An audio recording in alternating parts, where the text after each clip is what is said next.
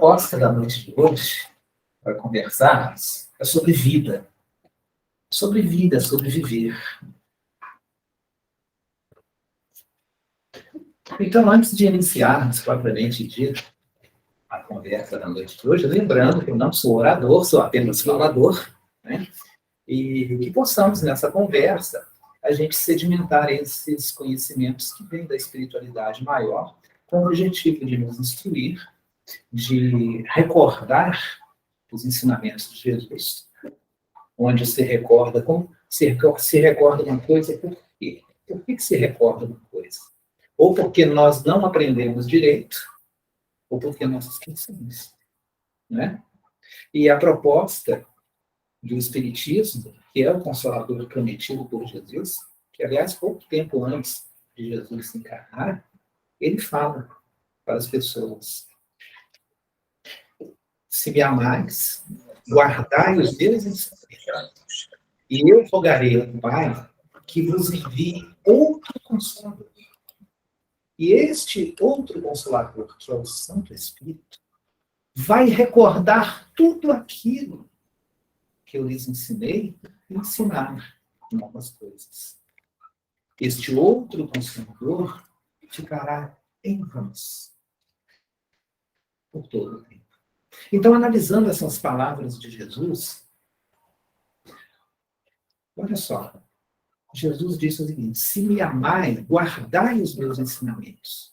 Então, se nós amamos, ele está falando para os seus discípulos, para os seus seguidores. Então, se nós amamos Jesus, precisamos guardar os ensinamentos. Mas qual é o significado dessa palavra guardar no contexto que Jesus fala? É guardar dentro de você os ensinamentos. É apreender. Guardar para si. O que é isso? Você absorver esses ensinamentos e praticá-los. Então, ele disse, já é uma condição, né? Se me amais. Então, se nós amamos Jesus, nós precisamos absorver, aprender os seus ensinamentos e praticá-los. Essa é a condição número 1. E se nós fizermos isso, ou seja, aprendermos e praticarmos os ensinamentos de Jesus, o que ele prometeu que ia fazer? Eu vos enviarei outro Consolador. Na época que Jesus estava encarnado aqui, quem era o Consolador? Ele, que consolava as pessoas.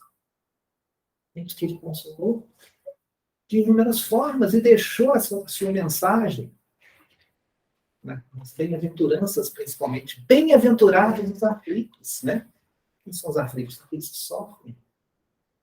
Pelos ensinamentos de Jesus, consolaria essas pessoas.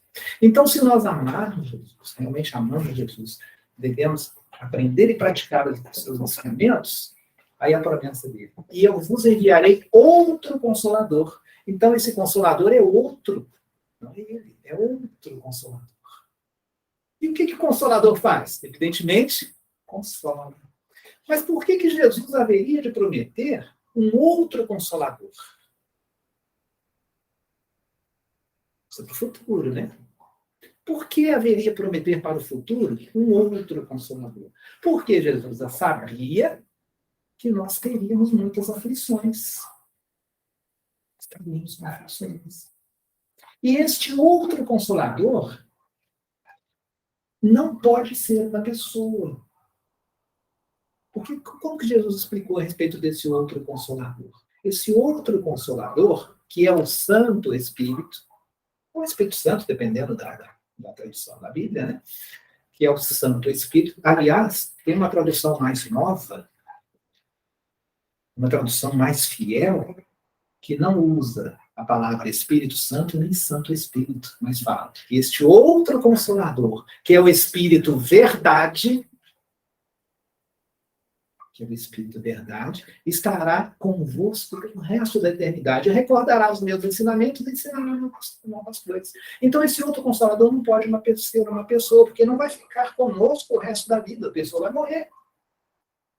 Então pode ser um espírito, porque o espírito é imortal. Gente, nem espírito obsessor vai ficar com a gente pro resto da eternidade.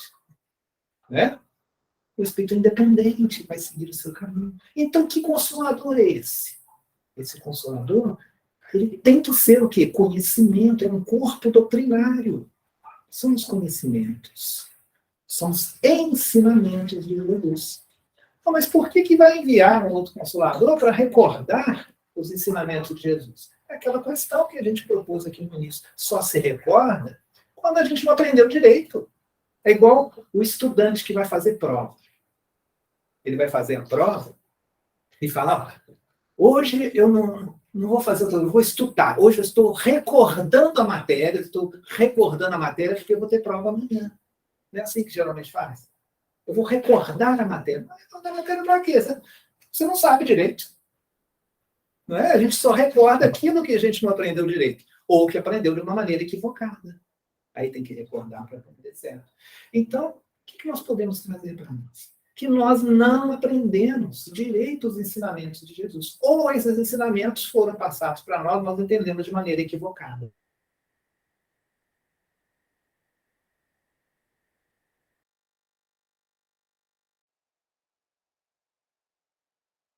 E ensinar novas coisas, porque hoje a gente não precisa daquela alegoria que Jesus usou naquela época. Hoje essas palavras já podem ser usadas de uma maneira melhor, e hoje a nossa capacidade intelectual, a nossa capacidade de compreensão é muito maior do que há 2000 anos. Então, se a nossa capacidade intelectual é maior, é melhor do que há 2000 anos, nós temos capacidade de entender melhor os ensinamentos de Jesus. E com isso, também temos a possibilidade de praticá-los de uma forma melhor. É por isso que o desenvolvimento intelectual ocorre primeiro, para depois vir o desenvolvimento moral. E é esse o objetivo do Espiritismo. O Espiritismo é uma doutrina consoladora. Aquelas pessoas que realmente aprendem o Espiritismo são consoladas diante de todas as suas dificuldades, por mais duras que possam ser à nossa vista. Mas o Espiritismo, ele é uma doutrina consoladora, não é porque vai chegar alguém e ficar passando a mão na sua cabeça, falando, que coitadinho, está sofrendo tanto. Não, não é isso. Mas é uma doutrina consoladora porque ela é esclarecedora. A partir do momento que nós somos esclarecidos para entendermos por que alguma coisa ocorre na nossa vida, nós passamos a entender aquilo de uma maneira melhor. Então, às vezes, coisas que acontecem conosco, que nós achamos até que são coisas ruins, mas a partir do momento que a gente entende o para que aquilo está acontecendo, são as leis de causa e efeito, que o Espiritismo explica muito bem, à medida que nós somos esclarecidos das leis de Deus, para que possamos segui-las, das leis de causa e efeito, nós podemos mudar o nosso pensamento, mudar o nosso comportamento, nos harmonizando melhor com as leis divinas. E assim, tendo menos aflição, sofrendo menos, sendo mais feliz. Então, esse é o objetivo do Espiritismo. Mas nós estamos num planeta de expiações e provas. Segundo as informações que temos da espiritualidade, nós já estamos terminando essa fase de expiações e provas e com condições de já estamos migrando para uma nova classificação, que seria um planeta de regeneração. Mas nós ainda estamos no planeta de provas e expiações. Alguns, né? A gente já tem lampejos de um mundo de regeneração. Um exemplo disso é a tecnologia que a gente tem hoje. Podemos estar falando aqui presencialmente e a mensagem pode estar chegando em qualquer lugar do planeta. E há mais ou menos uns 5 minutos ou 6 minutos antes de começarmos, né, essa nossa conversa aqui, nós estávamos com o nosso telefone celular participando de um grupo de estudos da cidade de onde que eu venho, de Santos Dumont, que está ocorrendo nesse horário. Então, olha só, a distância deixou de ser referência para nós. Se nós utilizarmos bem essa tecnologia, nós conseguiríamos evoluir muito mais, ter condições de vida bem melhores. Esse é o objetivo do Espiritismo, nos esclarecer a respeito de todas as coisas, para que possamos usar o que o planeta nos oferece, para que nós possamos promover um desenvolvimento nosso maior, uma evolução espiritual nossa maior do que estava sendo feita até então, e com isso todos crescemos juntos. Mas nós ainda estamos no planeta de expiações de provas. E ocorrem desentendimentos. Ainda ocorrem melindres. E Jesus se mostrou que a gente precisa superar isso. E o Espiritismo vem esclarecer que nós precisamos superar. Mas ainda no nosso estágio de evolução, de vez em quando a gente se sente melindrado, de vez em quando a gente se sente ofendido. Mas nós estamos caminhando, nós estamos melhorando. E aí eu gostaria de perguntar, se alguém quiser colaborar, contribuir, já que nós vamos falar de vida, de viver, viver, o que é vida para você? O que é viver para você? Já que nós estamos trabalhando, né, as palavras, o significado das palavras, o que você entende por viver ou vida? Vida ou viver? Alguém gostaria de passar a sua ideia? Qualquer ideia que você tenha, pode falar para nós. O que é para você quando eu digo vida? O que é vida? O que é viver? Tudo que pulsa, tudo que sente.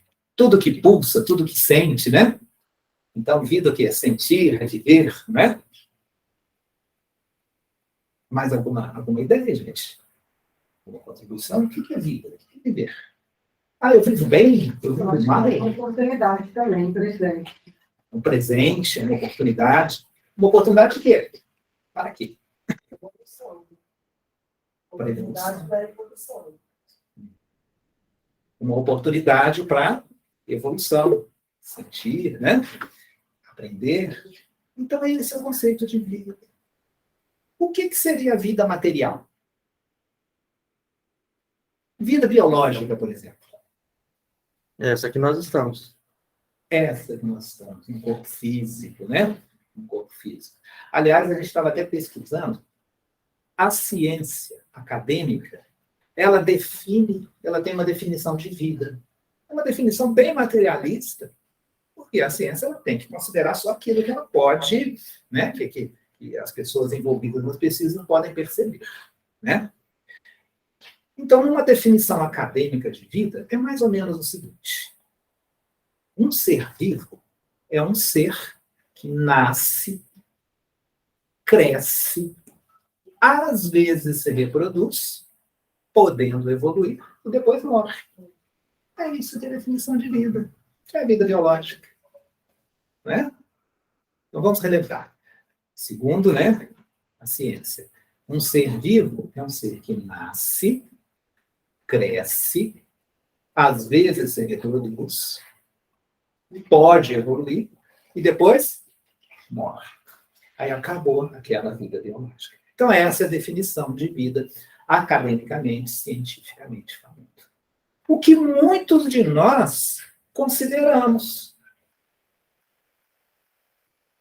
Mas o Espiritismo vem nos mostrar que existe também a vida espiritual, que é o espírito imortal que temporariamente está unido a um corpo de carne, mas ele controla esse corpo de carne todo, né? Esse corpo nosso físico, ele faz aquilo que o espírito lhe diz para fazer, né? Lhe comanda para fazer. E às vezes, nesse vai para lá, vem para cá, né? A gente tem desentendimentos na convivência humana, porque nós não estamos sozinhos no planeta, então tem pessoas que pensam diferentes da gente, agem diferentes da gente, então às vezes tem os atritos pessoais, os atritos comunitários. E a gente sabe, lembra de Paulo? Apóstolo, que era Saulo de Tarso, né? Então ele mudou de vida, de perseguidor, torturador de cristãos, ele passou a ser o maior divulgador do cristianismo. Mudou até o nome de Saulo para Paulo. E ele, como Paulo, foi divulgando, ele foi divulgando o cristianismo, foi inaugurando, construindo igrejas em diversas cidades por várias partes do mundo. E aí ele foi orientando os sacerdotes no que fazer, como fazer. Ele dava assistência às igrejas que ele estava inaugurando, fundando nas diversas partes do mundo. Mas só que as igrejas eram, ainda são, né, geridas, conduzidas por seres humanos, nós, seres tão imperfeitos. Aí começou a ter problemas entre os dirigentes. Entre uma própria igreja começou a ter problemas de relacionamento. Começou a ter melindre. Um queria fazer a sua opinião prevalecer sobre a do outro. Então começou a ter esse tipo de melindre e desentendimentos. E os problemas estavam aumentando. Então, quando uma determinada igreja tinha algum problema, chamavam Paulo. Vai lá. Aí Paulo ia lá orientar. Aí outra igreja tinha problema. Paulo ia lá orientar. Só que para ir de uma cidade, né, a outra, de um lugar a outro, para ele dar essas orientações, naquela época não tinha os meios de transporte que a gente tem hoje. Então demorava muito tempo, porque a maioria, né, dos percursos era feito a pé mesmo. Nem lombo de animal não era a pé. E as estradas eram ruínas, pequenininhas, né? Terra batida, era difícil a pessoa se locomover. E Paulo já não estava dando conta, ele não conseguia dar assistência nas igrejas que ele tinha fundado. Então ele começou a ficar sem saber o que ia fazer, o que eu faço, eu não sei, não dou conta, não tenho tempo. Olha que eu estou chegando numa igreja, já estão me chamando de outras, né? Como é que eu faço?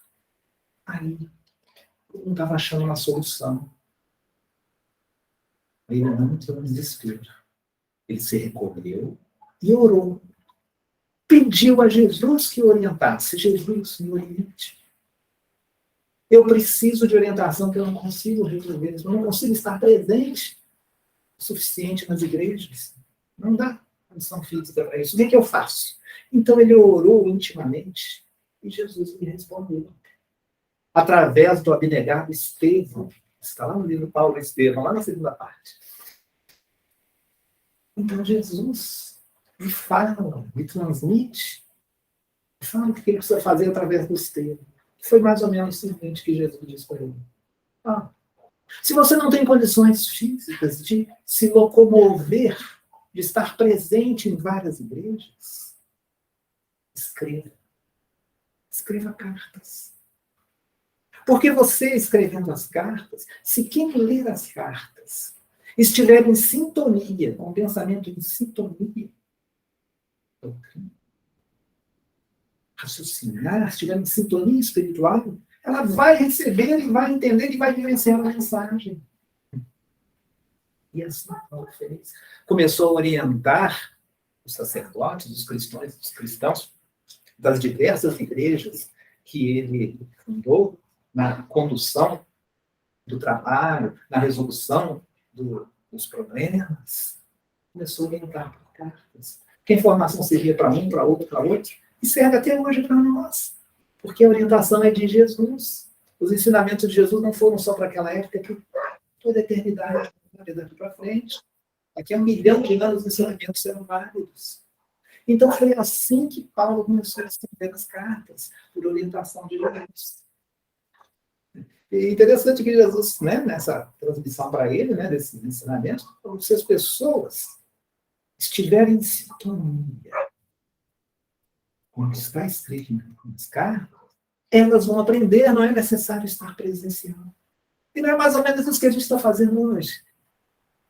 Como foi feito quando estava, principalmente a pandemia, nós continuamos em contato, em conexão, não somente conexão de internet, mas conexão com Cristo, com os ensinamentos, virtualmente. Hoje nós estamos presencialmente aqui, mas há uma conexão espiritual entre nós. Se as pessoas que estiverem aí conectadas pela internet, se estiverem em conexão espiritual, também estarão recebendo essas bênçãos dos espíritos superiores. Porque para o espírito não tem distância. Os espíritos se transportam com a velocidade do pensamento. Quando se faz uma oração, a gente nem precisaria pronunciar palavras. Porque a oração, a prece, ela é transmitida pelo pensamento. Uma reunião mediúnica, as comunicações mediúnicas também são transmitidas pelo pensamento.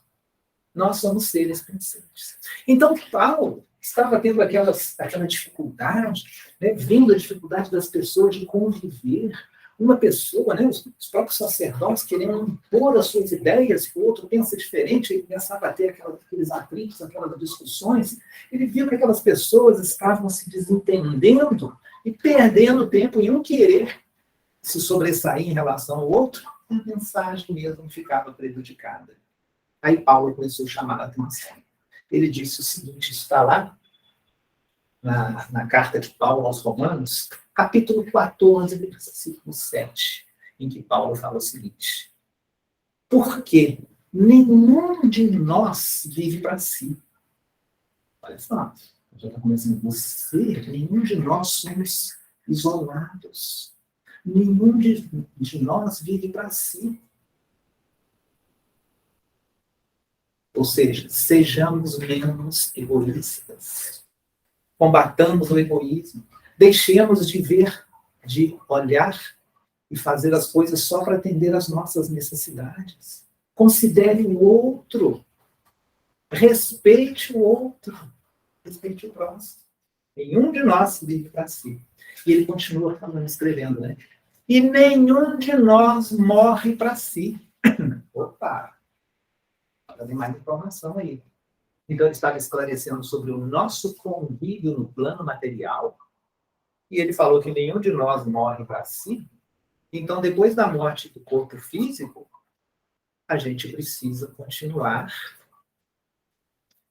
no mesmo pensamento e na mesma ação. Não vamos morrer só para nós, nós vamos ter contato com outros entes já desencarnados também, porque a vida continua. O espírito é imortal. Então, Paulo já nos alertava que nós temos a vida material, biológica, e a vida espiritual. A vida material é muito limitada. Limitada em algumas dezenas de anos para nós, seres humanos. E a vida espiritual, ela é única.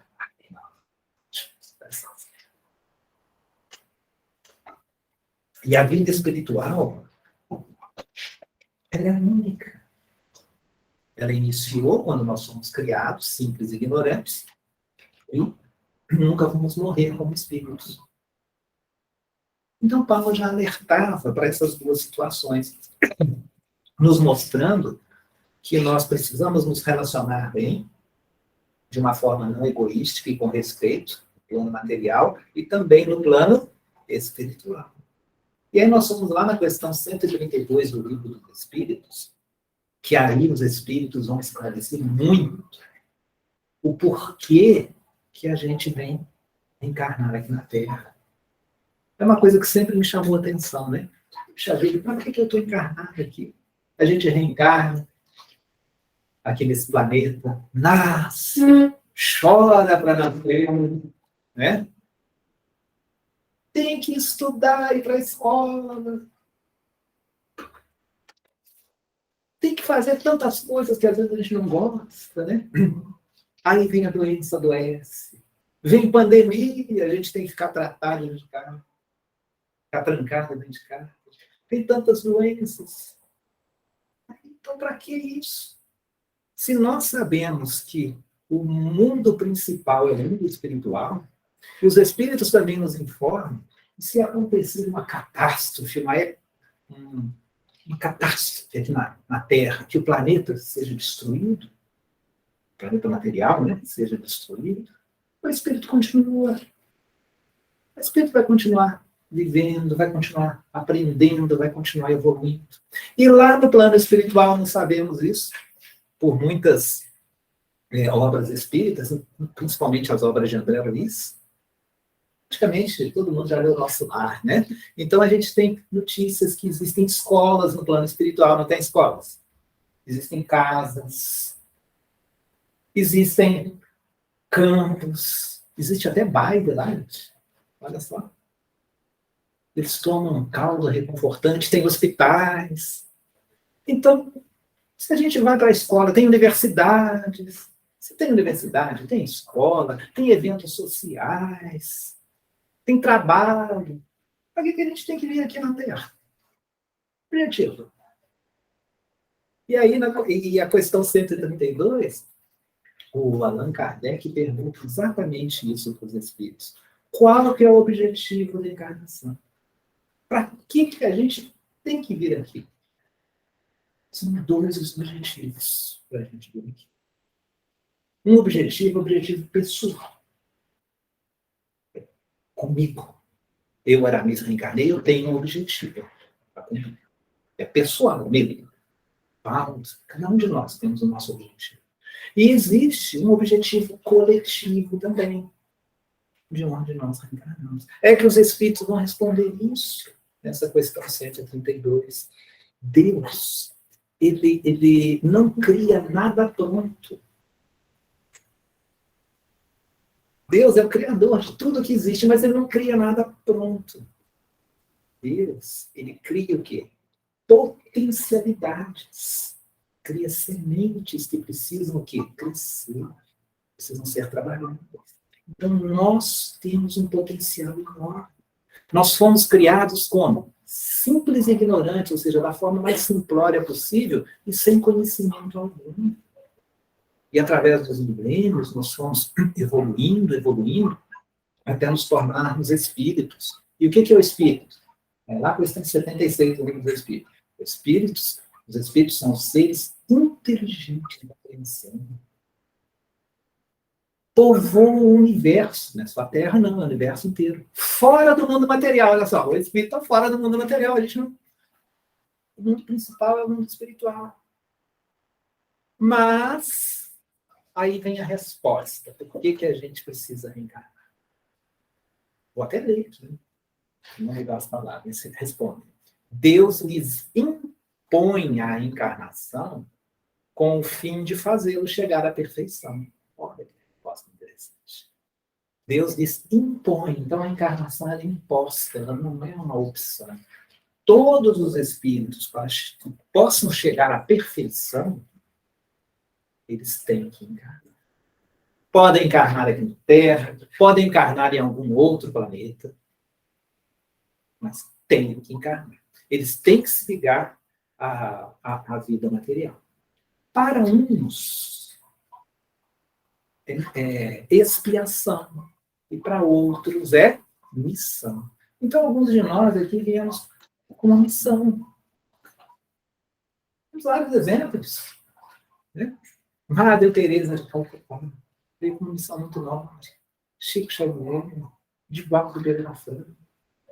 Então, os espíritos, muitos vêm em missão e outros vêm em expiação. Continuar lendo aqui. Mas, para alcançarem essa perfeição, a gente encarna para chegar à perfeição. Mas para alcançarmos essa perfeição, os espíritos têm que sofrer todas as vicissitudes da existência corpórea. Nisto é que consiste a expiação. A missão a gente sabe o que é, né? Algo para fazer, chegar lá e faz. Mas um planeta de expiação. Então, o que é expiar?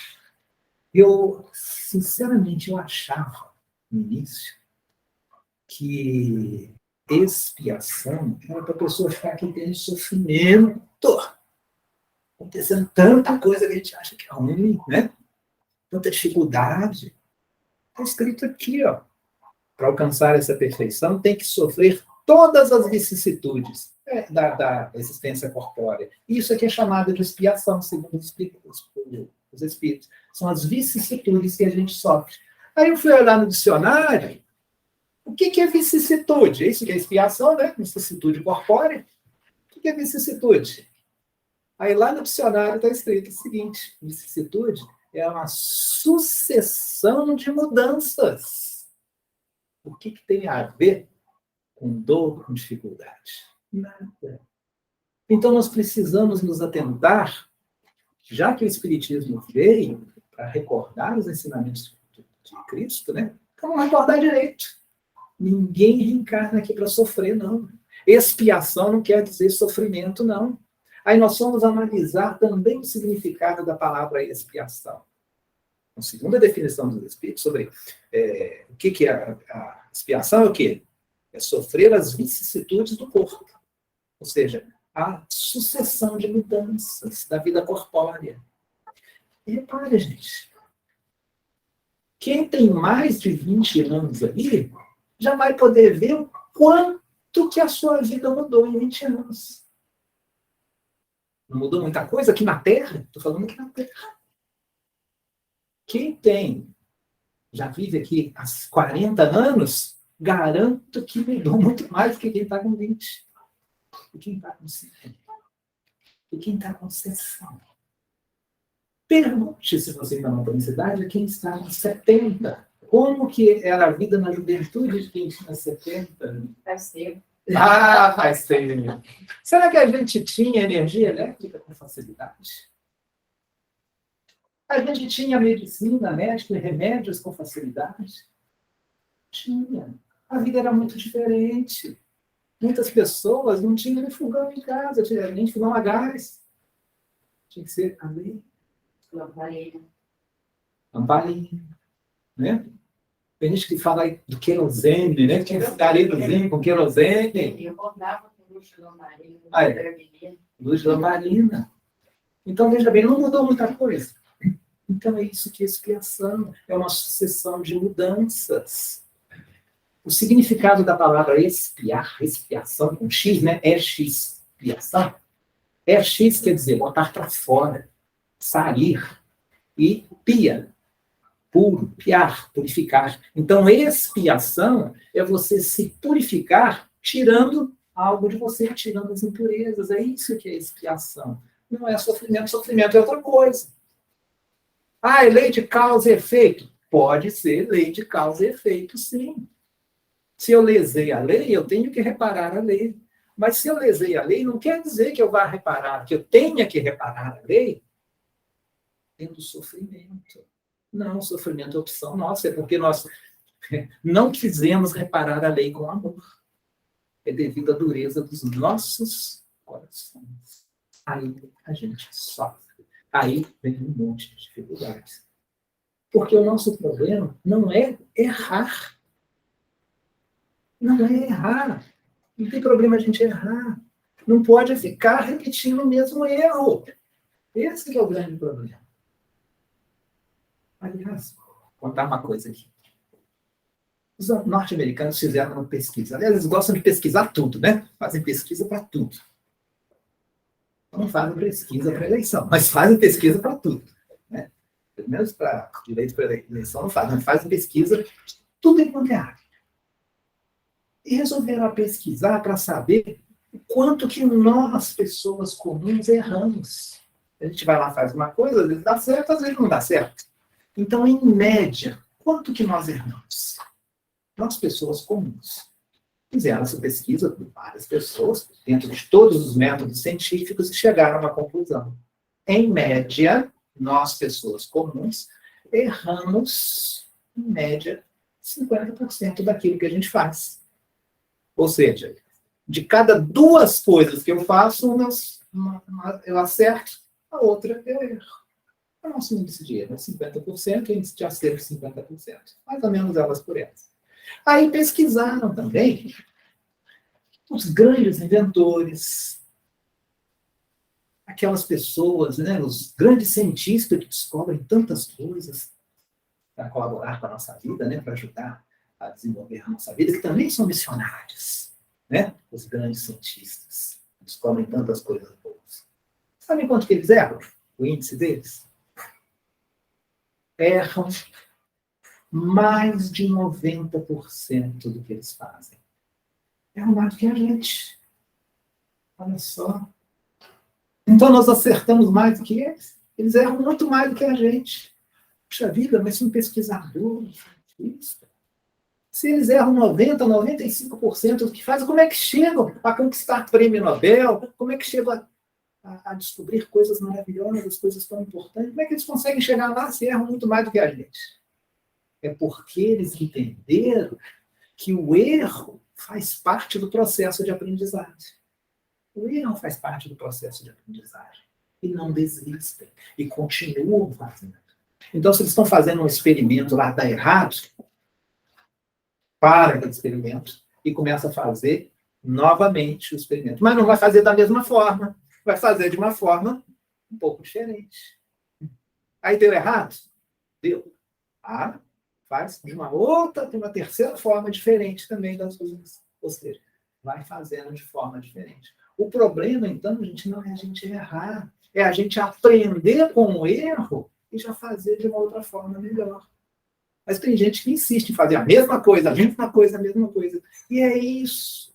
Quando a gente erra, quando a gente lesa a lei divina e não sabe.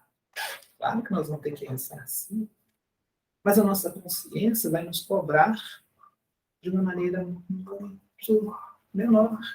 E quando a gente precisa, o problema é quando a gente errou uma vez, depois erra novamente, repete o mesmo erro, repete, aí vai criando um drama de consciência.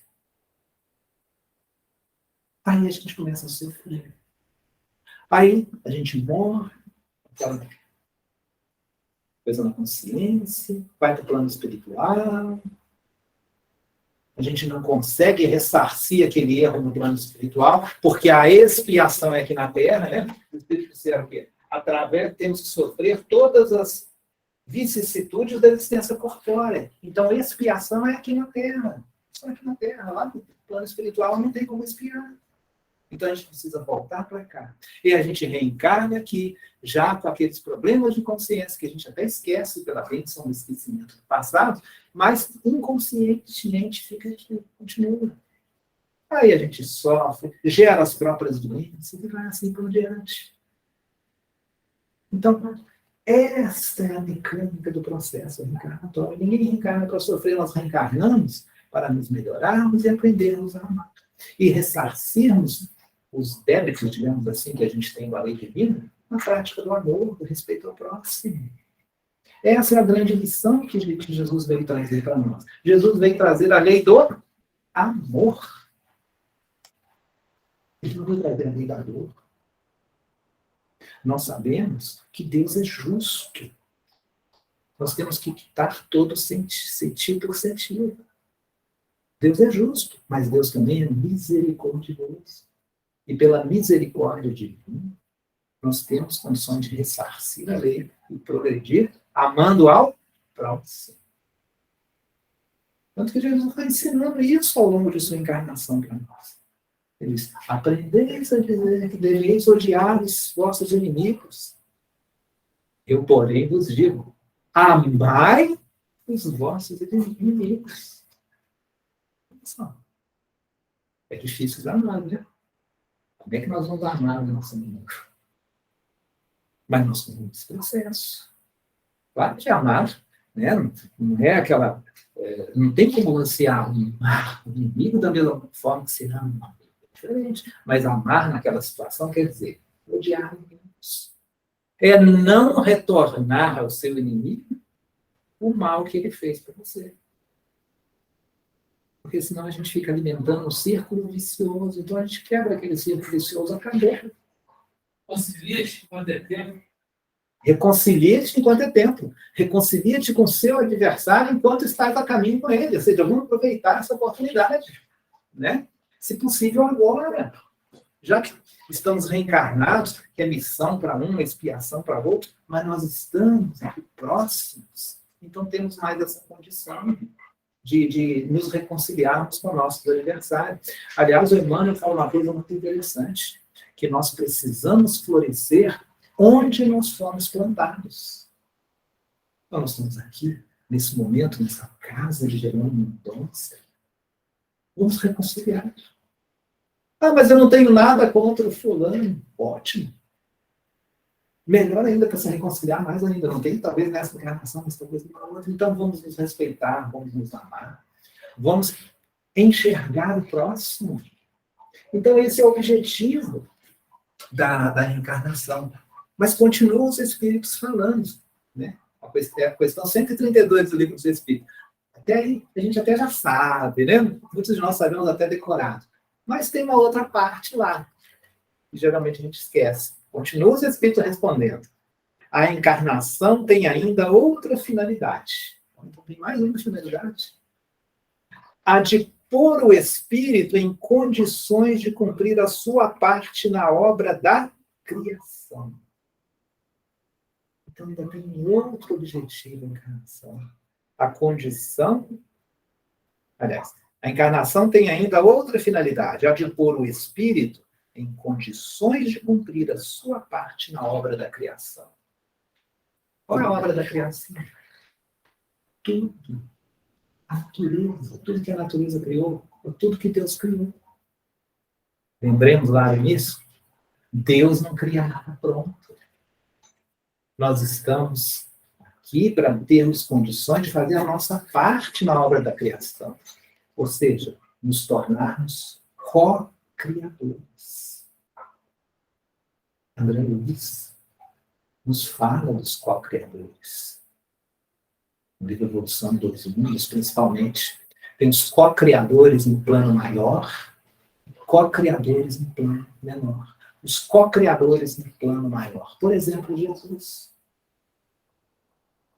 que trabalhou juntamente com outros espíritos, mais ou menos no mesmo grau, para criar o sistema solar, para criar a Terra. Trabalhando, né, no fluido universal, condensando, elaborando as leis biológicas que deveriam vigorar aqui na Terra, para nos dar a oportunidade de encarnar, de seguir nosso aprendizado como espíritos. Esses são os co-criadores em tudo. E tantos outros espíritos superiores também. E co-criadores em plano menor. Então, nós temos que nos colocar nessa condição. O nosso objetivo é ajudarmos, trabalharmos para que o planeta fique materialmente melhor também. É o objetivo coletivo, fazer o planeta ficar melhor, mais acolhedor. E como é que a gente faz isso? Respeitando os outros seres da criação. Todos nós somos irmãos. Por quê? O Criador é um só, o Pai é um só, é Deus. Então, nós, seres humanos que estamos aqui, somos irmãos. E esse cachorrinho que nós estamos ouvindo? Também. Viu lá? Cachorrinho? Nosso irmão está lá em plano menor. Está num outro estágio evolutivo, mas é nosso irmão. E aquela árvore ali é também nosso irmão. No outro reino, mas precisamos respeitar. Em outras palavras, precisamos respeitar o próximo, os animais, os vegetais, a natureza. Os minerais também. E precisamos trabalhar para nos melhorar e melhorar a todos que nos cercam, inclusive a matéria. Aí a gente vê, né? Como que nós, humanidade, estamos fazendo isso? Estamos fazendo, sim. Muitos de nós desrespeitamos a natureza, poluímos tanto, causando tanta confusão, né? Mas nós estamos conseguindo. Vamos analisar. Alguém lembra de uns 40 anos por aí atrás? Como que era o telefone? Como é que era, hein? Era um troço desse tamanho. Tinha que ficar rodando o negócio, né? Era pesado, se caísse na cabeça de uma tava, né? Tinha um cabo, parecia uma corda, né? Que ficava grudado na parede, aquele cabo. Hoje não. O que é o telefone? Aliás, o que menos usa hoje é isso aqui como telefone. Isso é como câmera, como transmissor de internet, como editor de vídeo, como tudo. Então, repara, uma coisinha desse tamanho, olha que material mais tranquilo. Compara com aqueles telefones de antigamente. Você dava uma martelada naquilo, não quebrava. Né? Isso aqui, ó, um material tão fino, sensível. E na criação, esse material já estava aqui. Sim. Então, nós aproveitamos os elementos, rearranjamos os elementos e fizemos uma matéria que pudesse ser utilizada, uma matéria mais sutil. Claro que isso aqui é mais frágil do que o telefone daquela época, mas o objetivo dele não é tomar pancada. Os próprios carros. Eu me lembro que antigamente, não sei se alguém já teve Opala, né? caravana, aquelas coisas. Os carros de bigode. Ford bigode. Os carros eram pesados toda a vida. Para-choque de metal. Aí depois, a lataria do carro foi ficando mais fraca, né? Mais fininha. Aí, o meu pai até falava, nossa, hoje em dia esses carros estão ficando uma coisa horrorosa, muito fraquinhos. Eu tenho que fazer isso com outras pessoas também, nossos carros estão ficando muito fraquinhos. Aí teve uma época que a gente estava na faculdade, eu simplesmente falar isso com o meu professor, nem lembro de que matéria que era. Não, esses carros hoje estão muito fraquinhos, né? Está caindo muita qualidade. Ele falou, não, está melhorando muito, eles são feitos para terem a sua lataria para amassar mesmo. Porque às vezes dá uma colisão, e quando a lataria se amassa, ela vai absorvendo o impacto, preserva a vida da pessoa que está dentro. E se o carro ele é muito resistente, o impacto é transferido totalmente para quem estiver dentro do carro. Então, olha só, tem evolução da tecnologia. Então, nós estamos trabalhando para que o mundo seja mais seguro. A gente precisa ter essa percepção.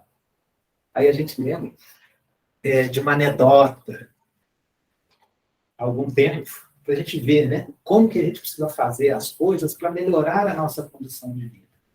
Então, essa anedota diz mais ou menos assim, era um vigário que estava andando no interior de Minas, na zona rural, aquela cidade bem pequenininha. Aí ele olha daqui, a plantação daqui, a rua daqui, né, aquela estrada de sinais, mas ele viu uma fazenda muito bonita lá longe. As cercas todas pintadinhas, tudo organizado, ele foi se aproximando. Nossa, que plantações bonitas. Tudo organizado, pessoa trabalhando, trator, tudo direitinho ali. Aí ele olhou uma casa lá do dono da fazenda, uma coisa bonita, enorme. Os trabalhadores estavam lá nas suas casas, tudo direitinho, tudo bonitinho. Ele foi querer conhecer o dono da fazenda. Aí foi lá, começou, foi muito bem recebido, muito bem tratado pelos funcionários, foi bem recebido pelo dono, começou a conversar, tudo muito bem. Aí, a uma certa altura, ele falou, pois é, meu filho, olha só como Deus é bondoso. Olha que presente que Deus te deu, tudo organizadinho. Você está trabalhando, ganhando seu dinheiro, todos estão ganhando, tudo arrumado aqui. Que presentão que Deus te deu. Aí, vamos lá, virou o padre e falou o seguinte, pois é, seu vigário, só precisava vir aqui é quando ele tomava conta. Quando Deus tomava conta. Quando ele foi para aquela região lá, quando estava em estado de natureza, um matagal para tudo enquanto é lado. Ele arrumou aquilo, ele respeitou a natureza. Ele simplesmente não desarmonizou a natureza. Ele respeitou, organizou as coisas, continuou com o cultivo dos vegetais, respeitando o meio ambiente e produzindo tudo. Então, é isso que a gente precisa fazer. Nós temos condições de melhorar o planeta. Sim, para sair do estado silvestre. Quem lê o livro Nosso Lar vai ver que as coisas lá são harmoniosas e foram construídas por espíritos. A partir das emanações mentais que nós levamos. Então, o objetivo, viver para quem? Não é viver só para nós, não. É viver para o outro. Isso já está na prática. Mesmo fora do meio religioso, está na prática. A gente viver para o outro. É isso que a gente faz. O professor, por exemplo, ele vai lá, vai dar aulas, vai transmitir ensinamento. Para quem? Para o aluno. Para quê? Para ele aprender, para ele ter uma profissão, para ele poder produzir uma vida. O médico está lá trabalhando para quem? É para atender o outro paciente, para aliviar a dor do outro. E assim por diante. Até o comerciante, que está lá vendendo, ganhando seu lucro, tendo seu dinheiro, vendendo uma mercadoria, para o quê? Atender o conforto do outro, melhorar a condição de vida do outro. Então, a vida é essa, é um trabalhando para o outro. É nós olharmos as necessidades do outro. Para a gente encerrar, vou contar mais um caso aqui, que mostra a prática disso. Uma revista mineira, especializada na parte rural, na agricultura, foi entrevistar um agricultor do Rio Grande do Sul que produzia o melhor milho do Brasil. tinha esses concursos, ele ganhava consequentemente, até hoje, né? Está ganhando o primeiro lugar na produção do milho. É o melhor milho de melhor qualidade do Brasil. Aí o repórter foi lá, entrevistou, aí ele falou que tem um trabalho muito duro, né?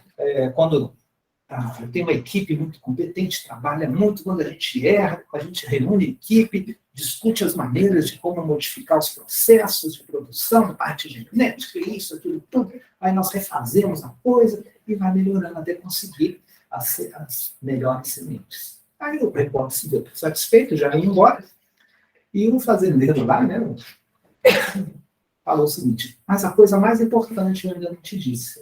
Então, qualquer coisa mais importante. É porque as melhores sementes que eu produzo aqui na minha fazenda e compartilho, dou para os meus vizinhos. As melhores. A de segunda qualidade, não. Somente as melhores. Eu distribuo para todos os meus vizinhos. Aí, o repórter ficou com interrogação. Ele falou: uai, autêntico mineiro, né? Uai, mas se você distribui gratuitamente para os seus vizinhos as melhores sementes que você produz, eles também vão ter uma coisa boa, né? Uma produção boa, de boa qualidade, e vão até tirar o seu primeiro lugar. Ele falou: não, pelo contrário. Eu distribuo as melhores sementes para que eles tenham uma plantação muito boa também, de excelente qualidade. Porque aí, quando vier o vento, ele vai trazer pólen da melhor qualidade para a minha plantação. E eu vou melhorar a qualidade. Vou produzir com muito mais qualidade ainda. Se os meus vizinhos tiverem uma produção de uma qualidade ruim, vai cair a qualidade da minha produção. Então, é por isso que eu compartilho a minha melhor produção, as melhores sementes para eles. E com isso retorna para mim. Então, este é o objetivo da vida. É a gente fazer o melhor que a gente puder e compartilhar com o nosso próximo. Porque o nosso próximo automaticamente nós vamos melhorar. E aí, no final da questão 132, lá do Livro dos Espíritos, o Allan Kardec ele faz um comentário. Ele fala o seguinte: olha só, Deus, porém, na sua sabedoria, quis que nesta mesma ação os espíritos encarnados encontrassem um meio de progredir e se aproximar dele, de Deus. É assim que, por uma lei admirável de sua providência, tudo se encadeia. Tudo é solidário na natureza. Então, tudo é solidário na natureza. Uma árvore produz fruto, não é só para quem planta, para muitos outros.